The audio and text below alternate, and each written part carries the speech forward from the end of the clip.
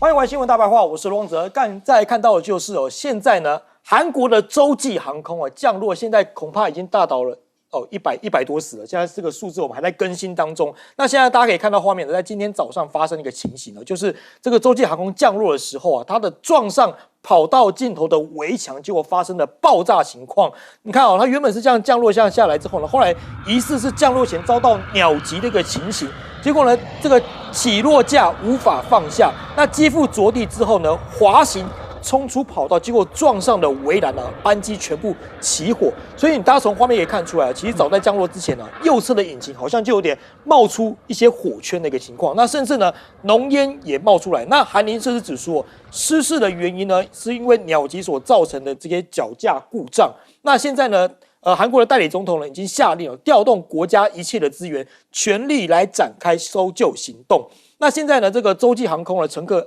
基本上非常不乐观。那现在获救的这些机组呢，大概有2位机组人获救。那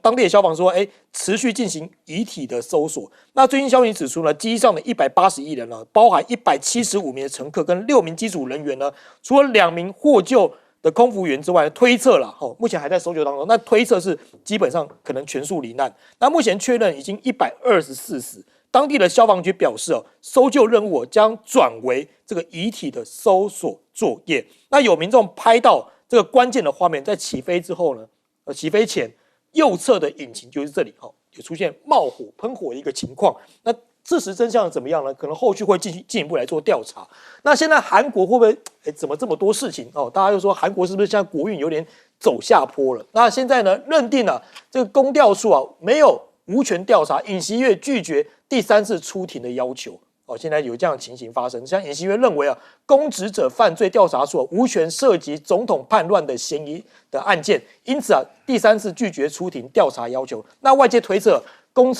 公调处有可能进行申请的逮捕令。那现在南韩的检爷起诉书也曝光了，尹锡悦扬言2度谏言，曾授权军方开枪闯国会。哇，这个看起来非常严重。因为根据韩国的前国防部长金荣贤的起诉书里面所整理的10页摘要里面提到说，尹锡悦曾誓言如果有必要的话，要2度甚至第3度来宣布戒严。好，那我们再看到一个画面就是27号的时候呢，这个支持跟反对尹锡悦的民众在首尔市中心分别举行示威双方只有相距大概1公里左右。那韩国的警察是以严阵以待的方式来区隔双方的。那反对尹锡悦的阵营呢，宣称有超过50万人示威者呢，要求他下台负责。再来，挺尹锡悦阵营声称有300万人上街，他们挥舞着美韩国旗高举谴责在野党领导人李在明的这些标语，所以两方有点对峙的一个情形。那现在韩国股市16年来最糟，现在韩媒忧心说代理总统扛不住经济这个是南韩的经济现在遭到外国人大量的抛售股票、消费、投资心理指标都跌到2008年的全球金融危机以来最低的水准了。那这个代理的总统呢，这个现在接到这个职务之后呢，也被韩国媒体形容是代理中的代理，甚至有可能出现第2轮的经济冲击。那如果再加上川普的关税炸弹之后呢，韩国的经济能够撑得住吗？现在大家非常关心，韩国也非常关心。好，那再看到现在川普即将上任那现在包括美国跟现在包括日本跟韩国会不会更推向中国呢？现在日本的外长也就是外交部质疑中方发布的这个会谈内容说不准确。现在中国外交部呢也回应了，这个是日本的外务大臣他表示说，在涉及历史的认识问题上提及的日本方面的言论不准确。那中国当然外交部一定会回应嘛。那中国外交部的发言人毛宁就回应说，日本多位领导人就曾因为历史的问题做出表态，其中日本的前首相村山富市曾在1995年的时候就历史间的这些问题发表正式谈话，对日本殖民统治跟侵略表示会反省，并且向战争受害国表示道歉。好，那现在这个问题呢持续在讨论当中，像日本媒体也报道说，王毅可能在明年2月的时候访问日本，是睽违4年来访问日本那港媒呢也关注说，现在川普2.0有利中国大陆拉拢日韩，加强与东南亚的合作。这个是《星岛日报》的分析哦，说日韩啊，由于无法如拜登年代从美国获利哦，所以有可能遭到川普的欺压，将令中国与日韩关系做出改善的契机哦。那也将令这个美日韩已经中俄朝对立的局面出现和缓。那中日韩加强合作之后呢，也会刺激东南亚加强跟大陆的合作。那我们来看一下北韩的情况。现在北韩通过对美最强的这个最强硬的应对策略，谴责美日成为核子军团。这个朝中社报道说，将为美国为最反动的国家，而南韩呢是美国的反共前哨基地，像有出现这样的情形。好，先请教一下彬哥，彬哥怎么看这一次的这个洲际航空失事的一个情况？这个济州航空这个当然非常严重，就是目前看起来生还者可能只有2位，而且这2位伤势也都不轻。是因为大家如果看到画面，真的是触目惊心，因为他就是完全用机腹落地，然后就一路滑到跑到尽头，直接撞上围墙，然后就发生大爆炸。对，那所以在这种状况下，你说要剩下的人要幸免，恐怕这个可能性就非常低了。但问题是为什么会造成这样的状况？他说引擎当时有失火的情况，因为一般来说，你说鸟击造成引擎失效故障，这些都是有可能。可是这跟起落架有什么关系？是对啊。然后起落架就算是因为遭受到某一些，就是它起落架失效，其实飞机上是可以手动放下起落架。它为什么不尝试手动放下起落架，而是决定要冒险用机腹去降落？这也是蛮奇怪。所以很多东西目前我们都没有办法厘清啊。就到底是什么状况，恐怕还是只有等这个座舱通话记录器找到之后，才能够厘清到底发生什么事情。因为当时有乘客在机上说，他看到有一只鸟夹在机翼上面，对，然后他就跟家人通话说，就简讯说我是不是应该要写遗言，然后就再没有下一句话，是不是就已经出事了？是，所以现在谜团还很多啦。那我觉得大家也不要乱猜。可能就是等进一步的事故调查报告出来之后再说。那南韩现在当然是多事之秋了，又出现这么严重的灾难，然后国内的政局又动荡不安。那这一切的根源是什么？就是尹锡悦。尹锡悦负隅顽抗，就完全不接受任何，包括逮捕令也不接受啊，其他相关出庭他也不要出庭啊，反正就一直龟缩在他的乌龟洞里头不肯出来。那他这样的结果，我们一般会认为说，南韩应该没有人要支持他啦，一个想要戒严的民主国家总统到底是怎么回事？结果你会发现最近有一些民调甚至显示尹锡悦的支持度在回升，因为社会激烈对立的结果，就变成这已经不是单纯尹锡悦个人的事情，而是一个政治意识形态的事情。那一旦归队到意识形态的话，就没有什么是非对错，也没有什么尹锡悦做的事这件事正确还是错误的分别，大家就是各自支持各自的意识形态。所以在首尔街头就出现了双方的人马越聚越多，然后这样子下去，结果老实讲，只要稍微有一个处置不当，可能就会发生大暴动。那这个对南韩当然经济一定会遭受重创。实际上，南韩经济这一阵子已经呈现下滑的趋势，不管它的股市也好，或者它其他相关发展也好，因为整个国家现在慢慢呈现一个无政府状态。是，你尹锡悦现在在那边搞鬼，然后呢，韩德洙也被直接拉下来了，然后现在换这个崔相木，那崔相木这个代理的代理，他到底能够掌握多少权力？有多少人愿意听他的话？这恐怕都是问题。所以韩国现在的情况当然非常不妙。那问题是美国要不要插手来解决这个事情？因为其他国家恐怕也不太容易插手。那日本跟中国大陆现在确实是在降温当中，那当然双方也不可能降温的那么快，也不可能到最后日本全面倒向中国大陆。那这个进程如何？这会关系到台湾，我们一定要密切注视。好，跟各位插播一下最新的消息因为这个济州航空现在失事了嘛，那现在有员工出来爆料，他怎么说？他说员工早就警告别搭这个济州航空，怎么说？他说，引擎长期故障，然后甚至呢这个维修员长期过劳一个情况。所以他们可能说有这样的情形发生，可能是因为这2个关系而导致的。这是网络上有韩国的这些济州的这个员工，济州航空员工出来讲这句话。那他当然是匿名的情况了。那我们想请教一下介大使，你怎么看今天发生像这样的情况？是不是真的有可能像这个员工所讲的第一个过劳情况，再来是引擎早就有些状况了？对，当然这是有可能啦。不过我一听到这个想法，就是说，好像他这次失事是那个起落架降不下来啊，对，是，那是不是直接跟引擎有关？这个还是要查证啊，是因为他如果起落降下来的话，因为他已经一直在接近这个机场嘛，对，最后是因为就是用机腹着陆，对。听说他这个机腹着陆，他最后应该还要闪躲哈，还是什么一个房子啊，所以就直接撞上了。那可能降落点也不好，降落点也不好。然后这个其实我想到看过这种 case， 就是说常常有看过一些过去的 case 啊，其实它地面上如果说是因为这个飞机啊本身它这个起落架如果有问题的话，地面上应该有一些处置。比如说我看过一些纪录片，就是在那个跑道上啊，喷洒那个什么哈，喷洒那种消防泡沫啊，是很多种方式啊，避免起火这样子。避免起火，然后地面上的这种各种待命措施哈，那是不是有做啊？这个就不晓得了。不过看起来好像用机腹滑了以后，它就直接冲到墙，然后就直接撞到那个围墙就爆炸。对，所以有时候我想想看，真的时候这个。飞机场的跑道长度其实蛮重要的，是对它如果说4000公尺，甚至更长一点，4500公尺啊，那它有更长的一个滑翔的一个时间啊，不会引起爆炸的话，当然是最好的。是，然后就是它降落之前，就跟前2天在这个亚塞拜然的那个飞机哈，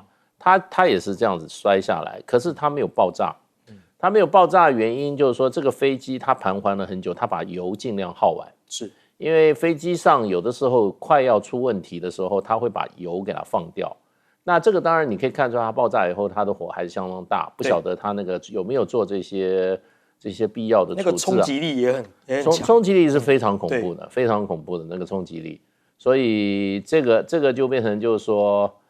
因为你飞机如果说落地的时候，有时候也不是完全靠你的那个车子轮胎的刹车，而是用你的引擎的一种反作用，反作用力把它慢慢停下来。这个我们就不晓得了，这个就要留给这个航空的专家去看了。不过发生这样的事真的是很不幸啊，对这些家属啊，还有这个罹难的这些乘客真的是很不幸啊，我们自己哀悼。然后我对韩国这个国家来讲，真的是有点屋漏偏逢连夜雨啊。韩国现在这个。美国是说，他还是对韩国的这个民主的韧性有信心。那目前为止还没有乱，因为事实上的话，尹锡悦被弹劾以后，他的继任人选是照宪法由总理自动接任。然后呢，他因为他不愿意去尽快的提名跟通过这个3个大法官的韩国这个宪法法院3个大法官的名额，所以又被弹劾了。所以呢，现在这个问题就变成说，越来越乱的情况之下，真的令人担心。因为过去弹劾案，中国弹劾大概都要90天，90天，是，也就是差不多3个月的时间。宪法给他的时间是半年的，180天的，所以就变成这个时间拖得越长，看起来越不利。那我想就是说，反对阵营也不会执政就是说执政党国民力量党也不会坐以待毙，也在现在都走上怎么样？就是走上街头，走群众路线了。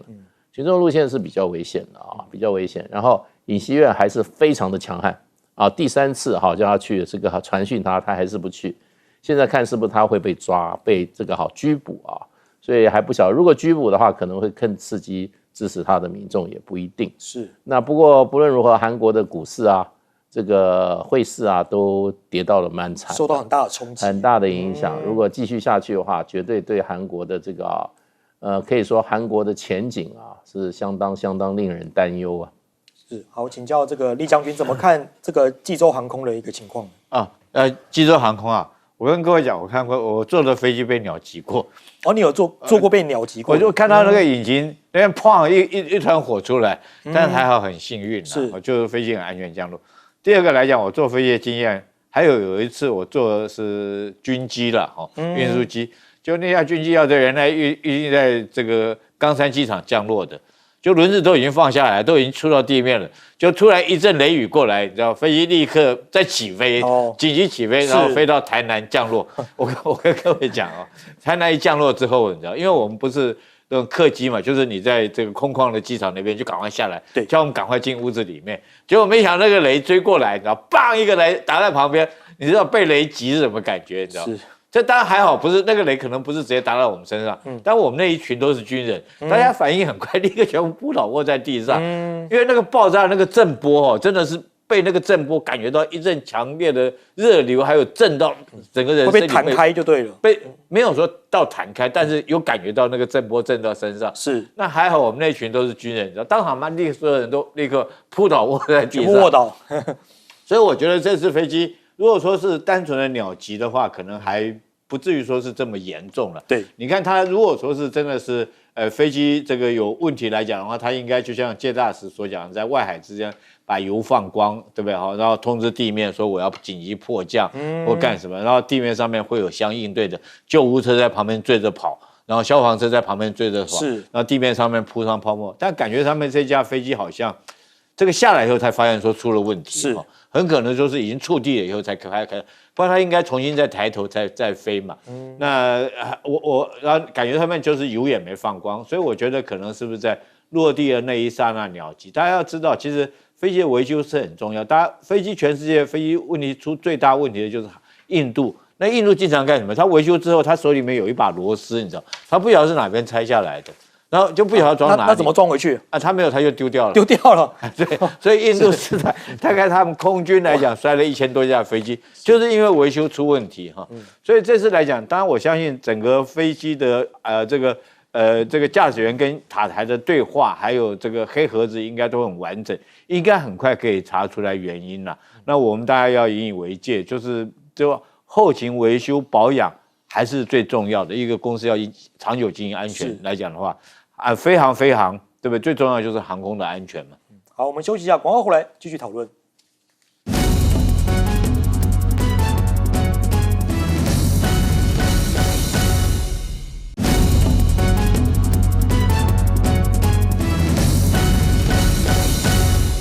欢迎回来，新闻大白话，我是罗王哲。再来看到，现在呢，在微博上面有双赵的新闻，现在非常的火红。一个是小燕子赵薇，现在赵薇啊离婚，现在震惊了全中国啊，登上微博热搜的第1名。现在呢，涌入破万人打气。那现在到底原因是什么呢？因为我们知道赵薇跟黄有容在2008年结婚了，结婚16年，育有1女。那现在呢，在28号的时候，吴玉景在微博宣布已经跟丈夫离婚。现在啊，这个消息曝光之后啊，震惊了很多的这些中国的网友。那现在呢，有关他任何事情，他直接讲，有关他任何事情的言论或新闻报道都跟他无关。那到底是因为什么事情？现在也众说纷纭了。那也传出说黄有容在日前传出巨大的债务新闻，所以小燕子赵薇呢此举是不是跟黄有容做正式的切割呢？那当然也有人爆出说，是不是这个黄有容他的这个前夫哦已经有小三了哦，这样的情形，所以已经出轨了，出轨对象还是女儿的家教，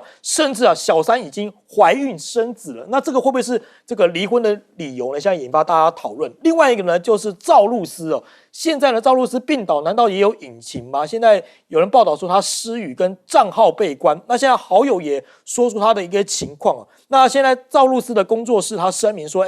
他是为新剧啊恋人投入大量的时间跟精力啊。那18号的时候就出现一些身体不适的一个情况。那网友整理啊，11月19号生日之后呢的血汗行程，连续40天都有工作啊，所以他现在呢是不是罹患了重度忧郁啊？体重只剩下38公斤了，甚至瘫坐的轮椅照也在外流。现在有剧组说，靠吸氧来撑完拍戏哦，这样可能像这样的照片情况哦，这个靠吸氧来撑完。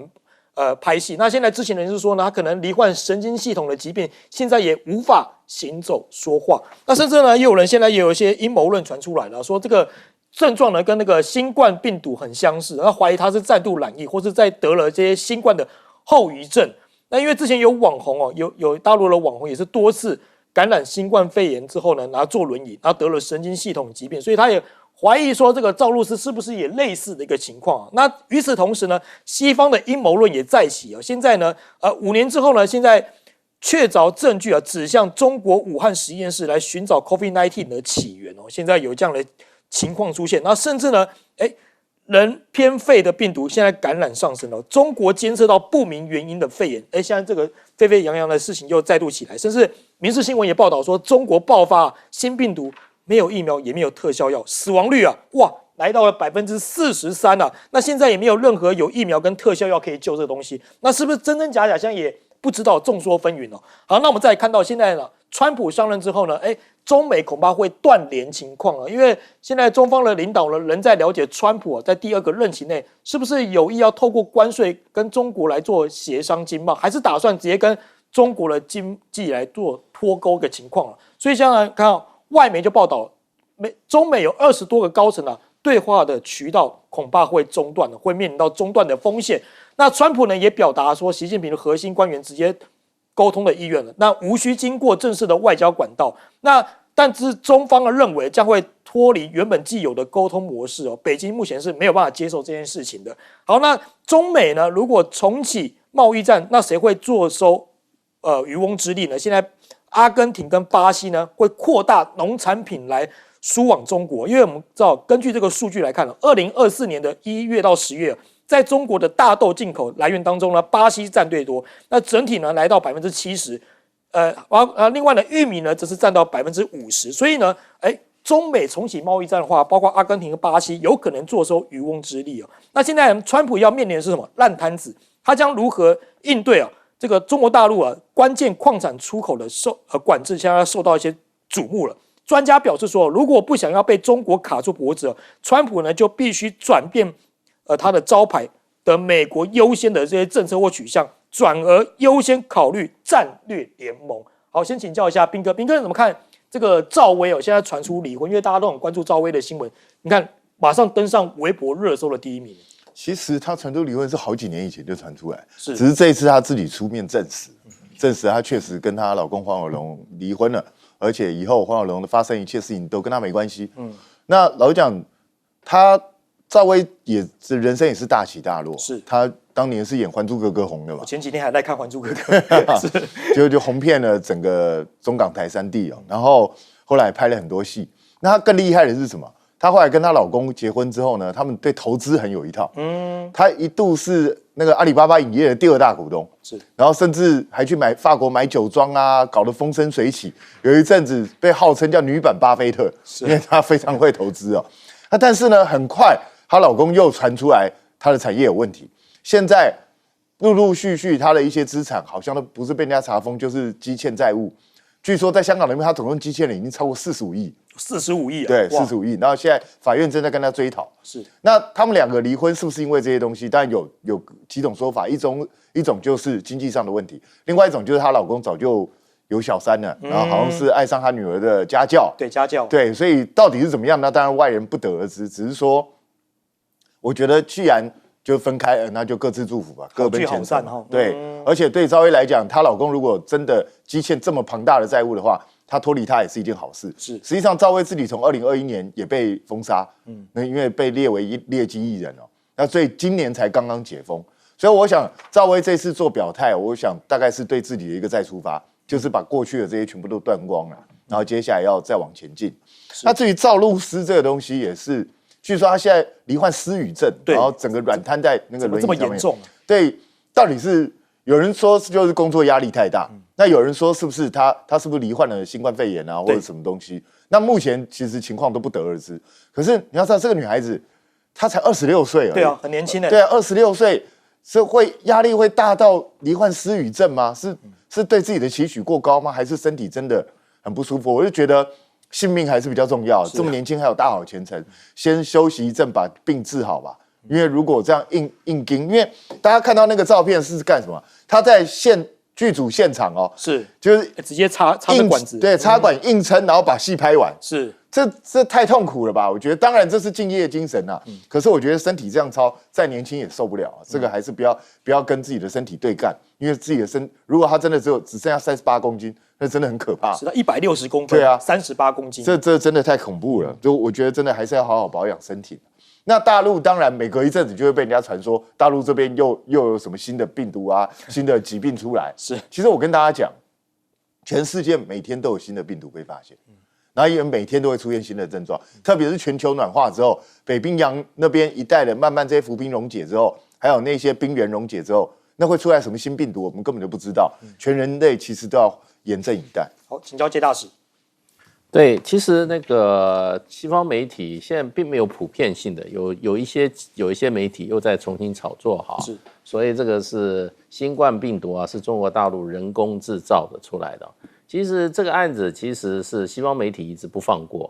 当时川普因为对这个病毒很感冒，因为这个病毒啊发生以后造成他这个败选啊，所以啊会不会他又有意啊要重新来炒这个议题啊，也未必啦。那不过这个案子发生以后，当时啊 WHO 就2次派了专家组去到中国的武汉实验室哈，那么去实地的这个调研，最后这个专家组得出的结论不是人工的，不是人工合成的，而且是斩钉截铁。而最有趣的是，这个专家组是大部分都是西方的专家，是。对，都是有欧洲国家，还有美国本身的这些专家都去了，等于还中国一个公道了。对，就是说这些事情的话，我觉得就是说臆测是没有用，要听这个有权威性，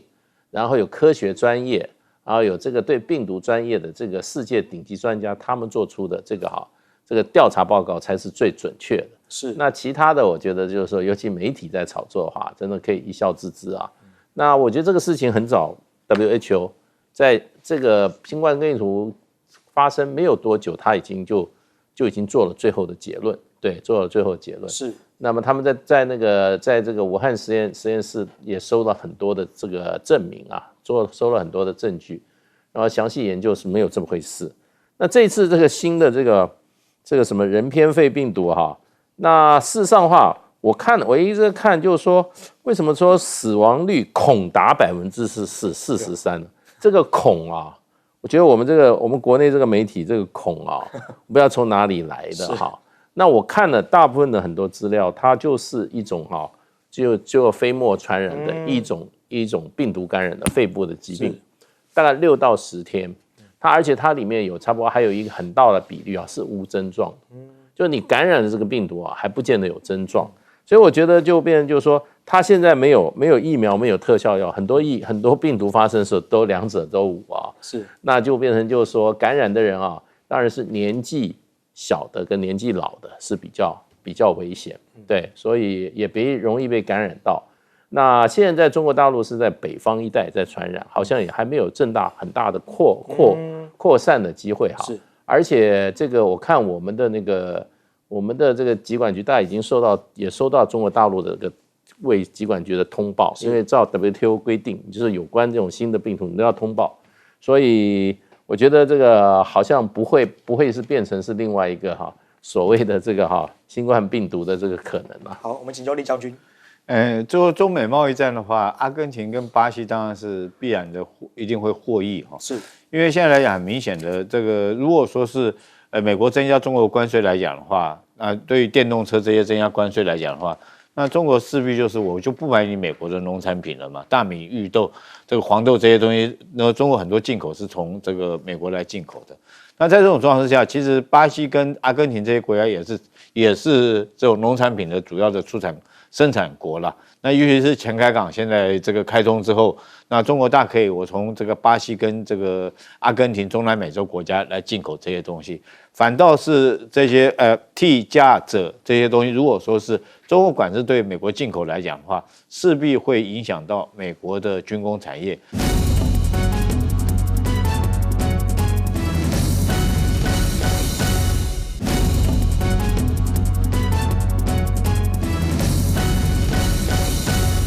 好，我们来看到国际间哈，今天早上这个画面，很多人看了之后是在想说这是真的还是假的？我们直接来看，这是南韩的济州航空，今天呢在降落的时候发生了坠机意外。我们来看看这个画面好吗？好，这个画面呢，你可以看到，当时飞机呢说在降落的时候，它的降落架呢并没有真正的给它放下来，所以轮子没放下来的时候，保持机腹着地，然后呢在滑行一段时间之后，整台飞机就这样发生了爆炸意外。到底为什么会突然坠机？有一个讲法是说遇到了鸟击，但是专家认为事故的原因并不单纯，包括了引擎，包括液压系统可能已经全部都失效了，也因为您刚刚看到真的是来不及哦，完全的来不及。所以呢，最后发现只有2人获救，其中1人是空服员，其余179个人全数罹难。甚至呢，现在也传出了更多的画面。带你来看到是说，在降落之前，传出是右侧的引擎直接喷火，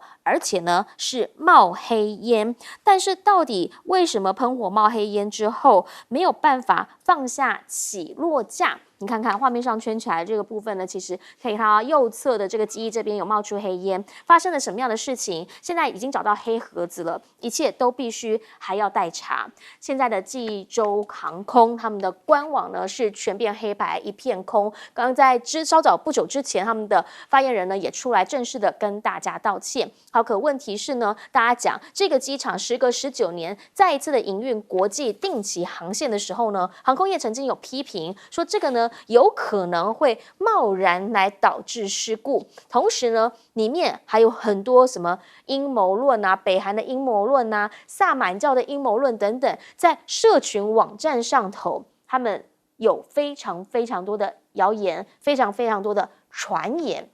现在在南韩这个新闻呢是非常大，全球的新闻也都是在关注到底为什么会突然的发生了这起意外，跟阴谋论有没有关系？其实呢，在今年来说是蛮多起的飞安意外。先前不久之前是在亚塞拜然那一起的坠机事件呢，也是造成了非常多人的死亡。而现在呢，传出说俄罗斯总统普京他在跟亚塞拜然的总统通电话的时候，有说这场空难是个悲剧，他对此呢感到抱歉。可问题是，到底在当时事发当时，俄罗斯这边他们的空防系统说呢是蛮活跃的，有没有影响到这一架飞机？目前他还没有承认说俄方是有任何的失误的。而在前线，其实呢，对于俄罗斯来讲，现在他们是努力的在乌克兰战争这边，希望能够拿下一些战果。乌克兰的反攻呢，则是直接空袭了俄罗斯的奥勒尔州。同时，他们说他们努力的把俄军的大批无人机战力通通给摧毁，原因是因为呢，他们派出了一个见证者自杀式的这个无人机库呢，在这边这个机库这里完全的给它重重的攻击，而且呢，他们也强调了说这项的原因呢，就是因为他们希望能够对于那个先前那个民用设施的战力呢，希望能够来就此的来回复。而另一个部分呢，就是美军的官员，他们现在也在讲了，说北部的这个库斯克的这个部分，他们觉得啦，有可能只能清到明年的春天，因为现在看起来呢，这个俄军包夹，可是没有很立即的要把他们给完全的歼灭或完全的砍出，可能也是因为冬季的关系。那之后呢，乌东这边迟早红军城这里已经被围起来了嘛，一定会被攻破，所以呢，他们觉得有可能呢，在下个月就会，也就是1月的时候，乌军会被赶出库斯克，然后到春季的时候就会直接被退出来了。而这场战争呢，到明年应该会有一些比较新的发展，甚至呢，有可能就因为发展不下去了，必须要上谈判桌。因为现在川普就任之后，明确的就是他们没有意愿要继续再拨款，或者是继续来帮助乌克兰。那如果是这样的话，北约明年的3大挑战，一个川普就是其中之一，乌克兰以及国防开支。因为川普也讲了，说目前呢，虽然说他们已经把 GDP 升到2%，但是呢，现在有一个传出5%，甚至有人说是3%、4%都有可能，就是你必须要把你的国防开支再直接的往上增加。而这一些的一些内容，还要包括了相关的计划改进等等，可能必须要10到15年的时间，才有办法呢，把这情报啊、监视啊，还有侦察系统等等，因为这一次俄乌战的关系，全面性的检讨而有所改进。好，这一些的内容都需要钱，但这一些到底是不是北约现在有办法所有的成员都来支付，大家也打了一个大问号。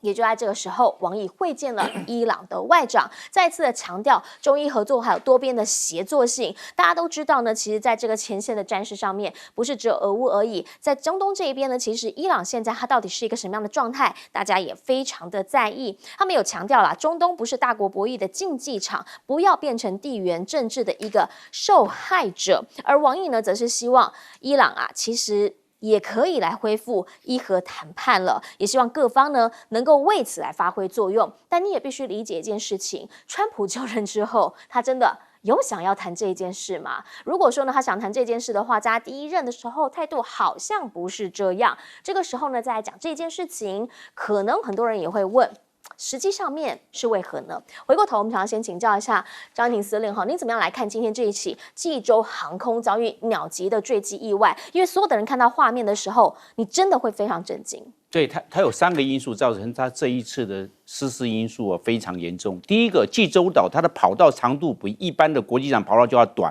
它2800公尺，一般来讲都是3300公尺，它比较短，短了500公尺，只有2800。2800这个机长他落的时候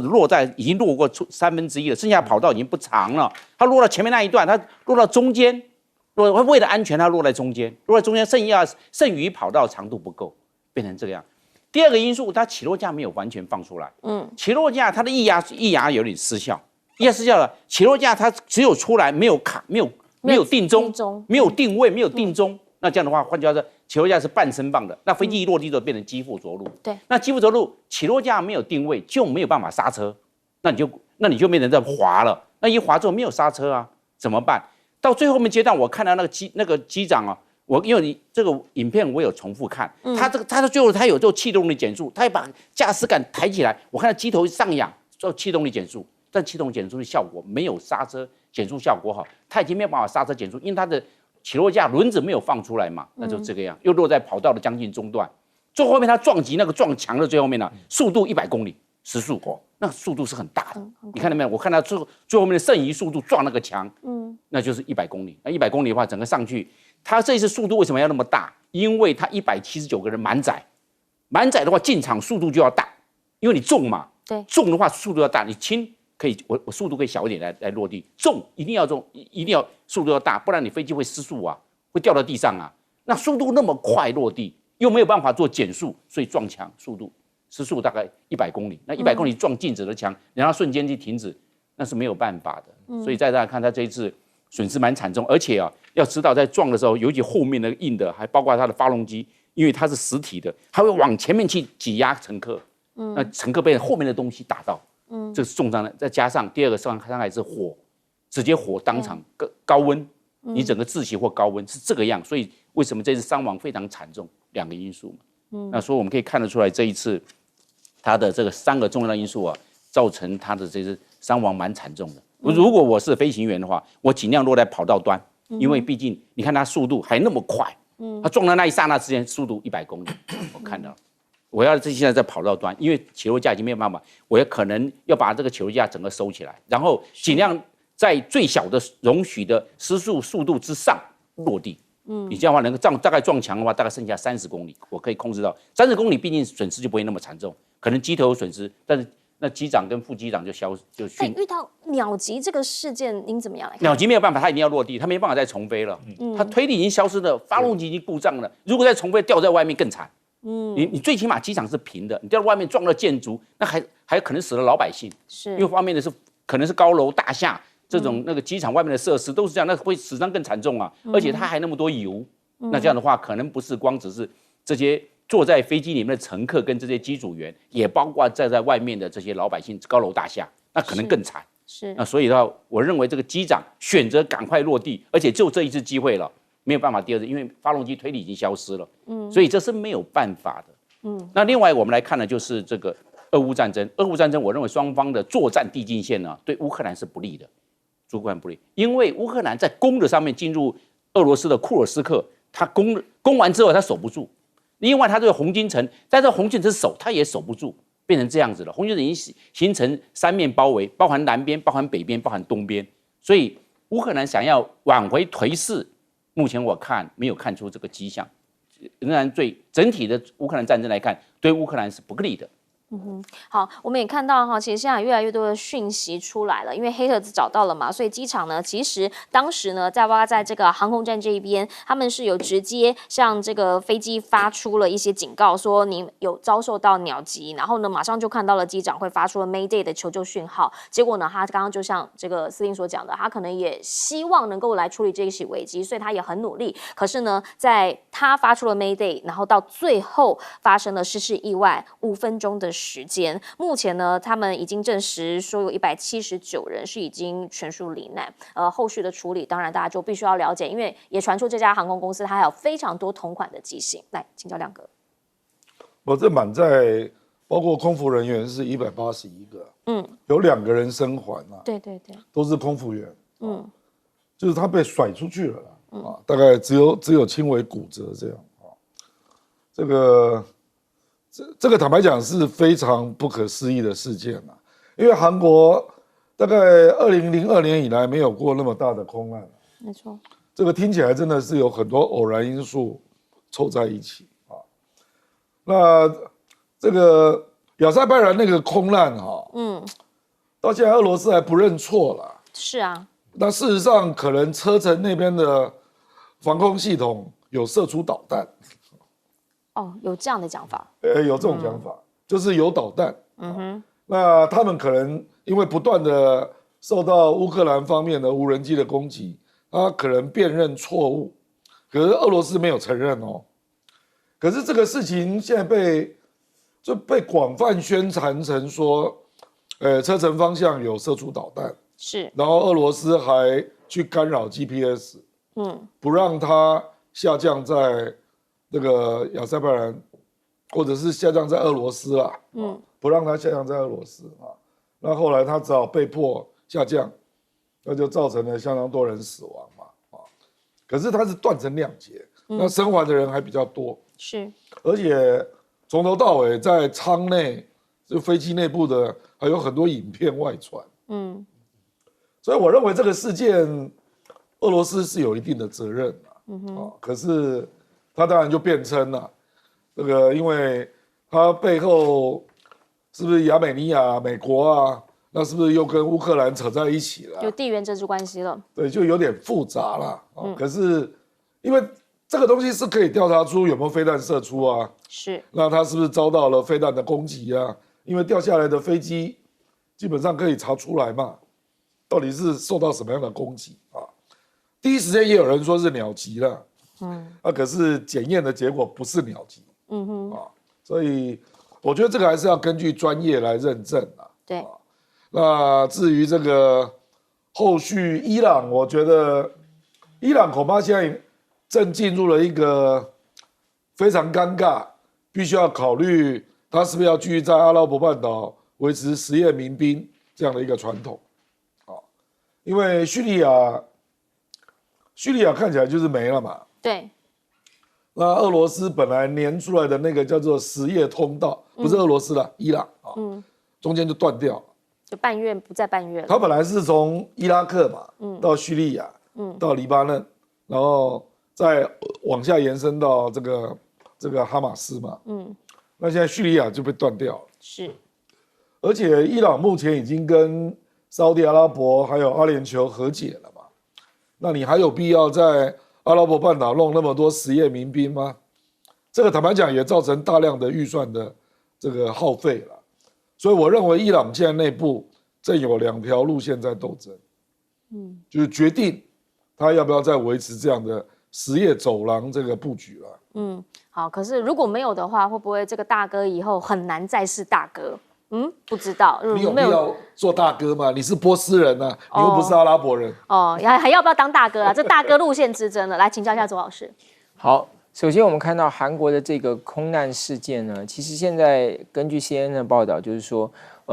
他是原来是塔台要他是根据塔台的指令去决定他降落的方向，然后后来他按照塔台的指令飞了大概1分钟之后就发出了这个求救讯号，然后当然2分钟之后就出现了这个我们看到的这个空难的事件。所以到底是什么样的一个情况，当然还有待于黑盒子。不过现在黑盒子看起来就是说，它有2个部分，一个是资料的部分是已经找到了，但是那个声音的部分还没有完全的这个能够让它完全的这个发挥功能，就是还没有真的把它找到，让它能够回复哈。所以未来的调查大概会集中在就是第一个黑盒子，第2个当然是重新去看这个塔台的这些通联记录。那当然，这个因为这件事情发生的也很不巧，就是在韩国国会弹劾了他的代理总统之后，所以现在就变成是这个代理的代理总统就是因为他是原来的副总理嘛，对，所以他按照这个顺位，他就变成代理总统了。那他是叫崔木相，崔相木，他现在到了济州岛去所以你看他动作很快啊，他知道现在韩国是人心惶惶嘛，政府是这样，然后又出现了这个10几年来第一次这么大的这么严重的空难，所以他就到了现场去那到底是如何？当然有待于后续调查。不过这件事情其实它不只是韩国的一个所面临到的一个非常让人难过的一个这个空难，而且它出事的这个是波音的737-800，波音737是史上卖的最好的飞机，它已经生产超过1万辆1万架这个飞机。那这一次出事到底跟波音有没有关系？但是现在目前没有人去做这样子一个猜测或判断。可是未来波音肯定要提供一切必要的协助，就是到底这个问题到底出在哪里，机械或者它的操作到底是到底问题是在哪个地方？所以我想这个应该也是未来波音又会是进入一个非常忙碌的一个阶段。好，也必须要讲因为这架飞机其实现在不只是我们刚刚所提到济州航空，还有非常多相同机型，在台湾这边有部分航空呢也传出说好像有类似的机型跟这个维修的后续内容，到底是飞机的关系，还是操作的关系，还是人为因素等等这一些呢，我们都希望能够赶紧来看到更多专家的厘清事实。而另一个部分呢，只要来看到是在美国了，因为现在呢，金融圈有点担心，2025即将到来，川普也快回来了。2025会有10大惊奇吗？这个是他们的 Morgan Stanley 所发表的，排首位是什么？说明年美元大幅贬值这一切呢，当然崩跌的原因是什么？可能就是跟 Fed 这边有关系了，因为呢，川普2.0让 Fed 有点惊，所以呢，降息不降息，关税如果来的话，他们也担心会造成通膨指数太剧烈的变动，所以呢，在这个部分如果缩手的话，你现在所看到就是美债已经连跌3个星期了，那这一切呢都会左右了2025的一些走势。耶伦是已经告诉大家，除了美元的问题之外，你还要关心一下美债的问题。1月14号可能就要触及债务上限了。那如果是这样的话，每几年、1年、2年最近越来越频繁，就要来一次债务上限的那个金额又要再提高，那这些呢就会影响到国会你开会，你里面的这一些包括了众议员、包括参议员，你们的态度到底是什么？财政部呢要不要再采取非常措施？政府如果没有办法把债务上限再往上提的话，你的包括了这一些薪水或者是你的这个相关的利息付不出来的话，要小心，你就会违约违约对于美国来说，大家是没有办法想象这种事情发生的。可川普日前有跟国会喊话，要求彻底取消举债上限，但是真的没有一个上限的时候，会不会钱就乱花了？这个大家呢，其实内部还有不同的声音，要持续在讨论。而后续还有什么样一些内容呢？包括了川普现在他们说有意要跟中国来进行所谓的高层对话，但是呢，他无意延续官方管道，这个是美中事务的人指出的。他们说呢，希望可以跟他来讲话，可是呢，他们觉得说没有必要再经由正式的外交管道。好，对此呢，蔡奇这边的讲法，他们是讲说呢，如果是这样的话，北京可能是无法接受的毕竟嘛，现在如果说呢，这些高层对话渠道，包括了有这个财政工作的，包括有商务工作的这些，好不容易恢复的，全部都不要的话，20多个高层对话渠道可能就会中断，而这一些呢，会不会面临了一些风险？现在好不容易把这个现在接回来，大家可以正常的开会，不管政局如何的变动，不管地缘政治如何变动，他们其实持续有在对话的，真的没有会比较好吗？还是川普只相信他自己说的话？现在呢，其实川普他如果要就任的话，很多事情，即便上面的前任的已经讲好了，他都有想要把它推翻。譬如说 TikTok， 好 ，TikTok 的禁令呢，其实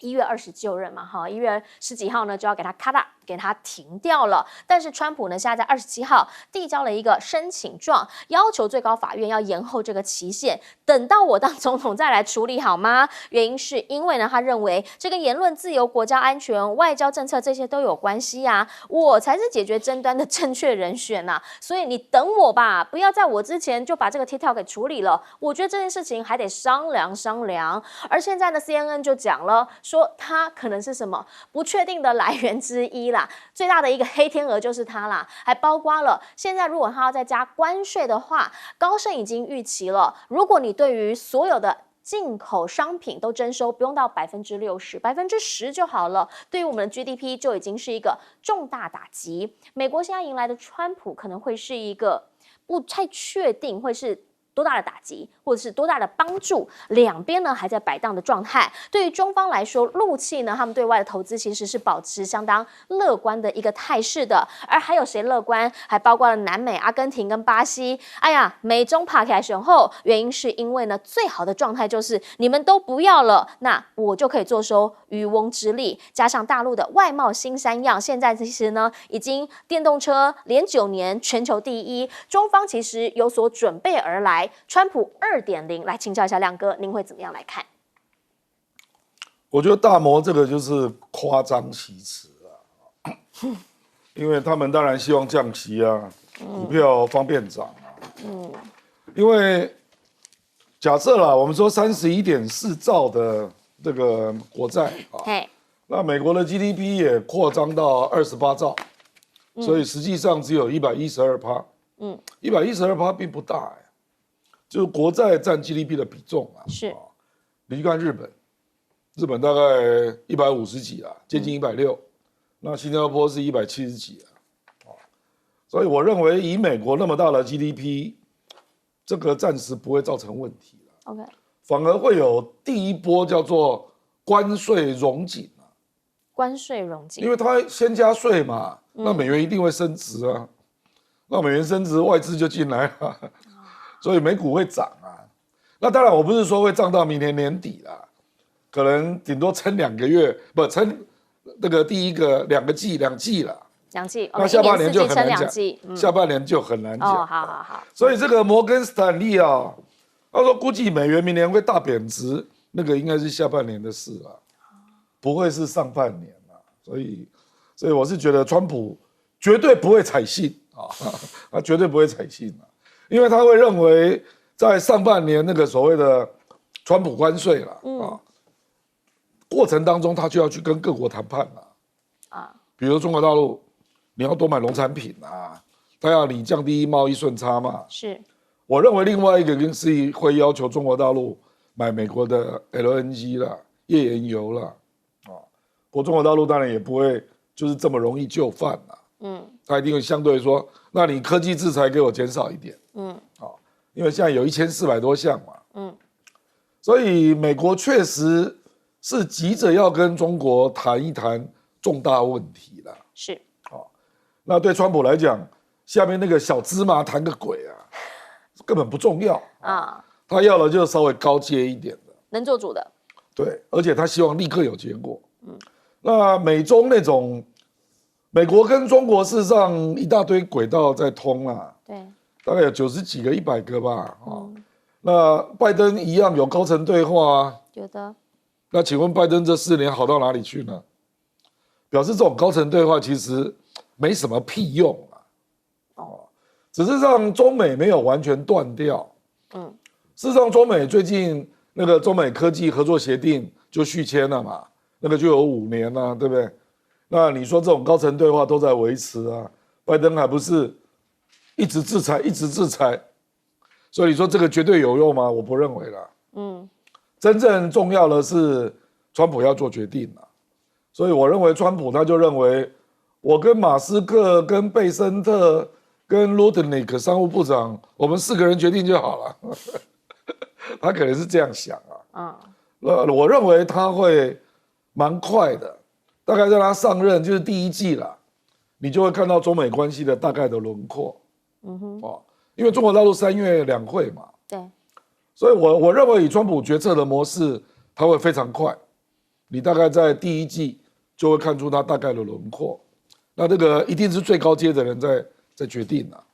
不是这些小模小样的，绝对不是这个。就他不寻求一个稳定啦，他寻求的是大破大立，对，他寻求的是让大家看到我是川普，他们谋下好，我很厉害。可能他想要的是这种，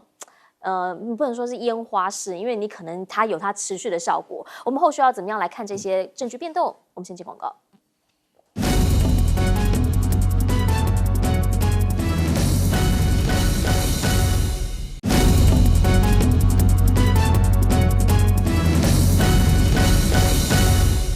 我们讲到川普2.0对美国是挑战，但川普认为他可以出面跟中国瞧一瞧，一切都有的转机。来请教一下周老师。好，那个我先做一个澄清。我刚刚讲到那个济州航空的那个2个飞行记录器，其实现在1个小时前都找到了啊。那因为这个刚才已经有报道了。那第二个就是讲到这个川普跟中国大陆的一个沟通的一个策略哈。其实第一个必须要说明就是说。拜登的策略跟川普的策略带来的效果是完全不同的。虽然拜登的策略看起来就是说比较缓慢，没有大幅的变化，可是呢，它是一个很有用的稳定器。特别是它会保证，它可以保证，就是他团队的行动是比较首尾一致的。但是川普的那个情况，在第一任他出现的情况是什么？就是他底下的团队呢，看起来好像很挺台，可是川普呢，一会儿这样，一会儿那样。所以他的政策其实是这个变动性是非常大的，而底下呢，因为上面变动很大，所以就缺乏协调嘛。那大家就是不知道莫衷一是，不知道明天他会说什么，不知道他下一步要做什么。然后，更何况这些团队本身他有各自跟川普的渊源，那因为他们都没有办法通过他们的，因为在美国的这个政府体系里头，他是通过所谓的副手的这个会议，然后到这个主管的会议来一层一层去形成他的跨部会的一个共识。当你用最高层的沟通来取代这种工作层级乃至于这个内阁首长的这种沟通的时候，你就没有办法在你的内部决策过程里头去有效的去形成共识，所以这个当然会是出现一个很大的问题。另外一个就是，当你没有办法用这样子一个共识的时候呢，它其实是没有办法有效的去掌握对方，因为你也没有办法让对方了解你，你也没有办法去了解对方。这个其实这两边的问题是很大，但为什么川普这样做还是有人会支持他呢？因为大家期待一个改变，我觉得这才是他最重要的动力嘛。因为大家期待他带来改变。